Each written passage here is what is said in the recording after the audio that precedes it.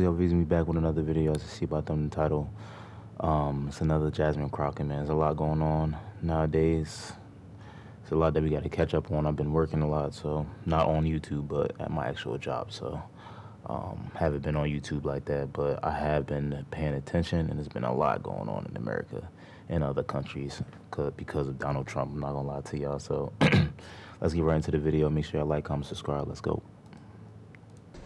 Chair recognizes Ms. Crockett from Texas. Thank you so much, Mr. Chair, and thank you so much to our mayors that are here. And I really quickly want to touch on something because I know that many of you prepared for today's hearing by making sure that you got a little bit of information about immigrants and crime in your cities.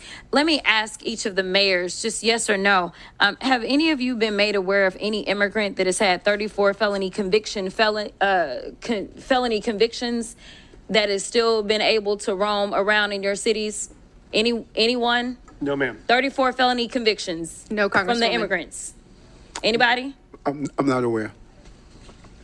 Oh, okay. Okay. I'm just curious because we are so concerned about crime, and I know that my Republican colleagues would never want anybody with 34 felony convictions roaming around because that could be a danger to the community, but I will move on. The Republicans put more effort into producing their little propaganda trailer for this hearing than they have into reforming America's immigration system. And that's why we're here today. In fact, Republicans are beating up on the vast majority of you about what you're doing for your citizens, but the last time I checked, you're actually showing up. You may or may not be aware, but the NRCC just instructed Republicans to stop their town hall meetings because their constituents were showing up and telling them to do your jobs. If I had to sum up some of what you have said thus far today, I would sum it up as you have been trying to tell them as politely as you can to do their jobs. In fact, we know that they have not done their jobs, and so they're trying to force you to do it for them by turning your local law enforcement officers into ICE agents. They have this fake outrage about how immigrants are stealing resources and jobs from Americans when residents of Boston, Chicago, New York City, and Denver are subsidizing public services in their districts and their states because the Republicans refuse to ensure that their constituents earn a livable wage. Look, they don't have a plan to fix immigration in America because they don't want to. Mass deportation isn't a plan. Arresting kids in schools or worshipers in church isn't a plan. But there are important points to discuss as it relates to immigration in America. So, Mr. Beer, in January, you testified before the Judiciary Subcommittee on Immigration, Integrity, Security, and Enforcement. During that hearing, we played a little game called Rhetoric or Reality. Do you remember that? I remember, yeah. Okay. Well, let's go ahead for round two, why don't we? Rhetoric or reality? Immigrants are a burden to the American taxpayers because they deplete our federal resources. That would be rhetoric. Correct. In fact, the Congressional Budget Office estimates that immigrants will lower U.S. deficits by a cumulative $1 trillion and increase the U.S. economy's size by nearly $9 trillion over 10 years. Is that correct? That is correct. In 2023, 47 million immigrants paid nearly $652 billion in taxes, $58.1 billion in taxes alone into Texas. Trump improved enforcement of U.S. immigration laws. He did not. In fact, President Trump closed almost all immigration courts for removal proceedings, cut prosecutions for unauthorized entry by 87%, cut ICE removals to the lowest level in the history of the agency, and released 9,000 people with violent crime convictions back into our communities. Is that correct? That's right, yes. So rhetoric or reality? President Trump's immigration policies make American communities safer. No, they don't make communities safer.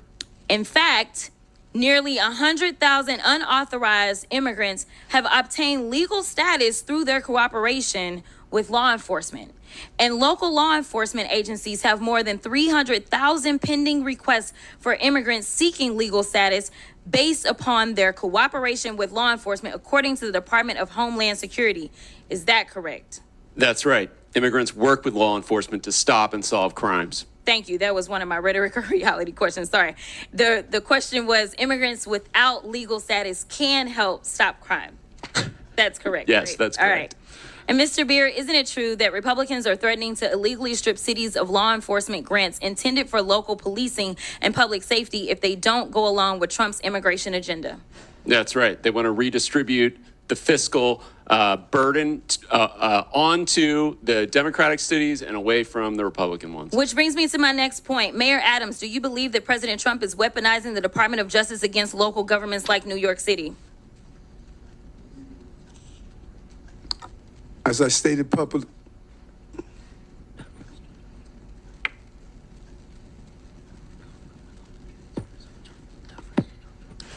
thank you for the question, Congresswoman. And as I indicated previously, this case is in front of Judge Ho, and I'm going to allow the judicial process to go forward.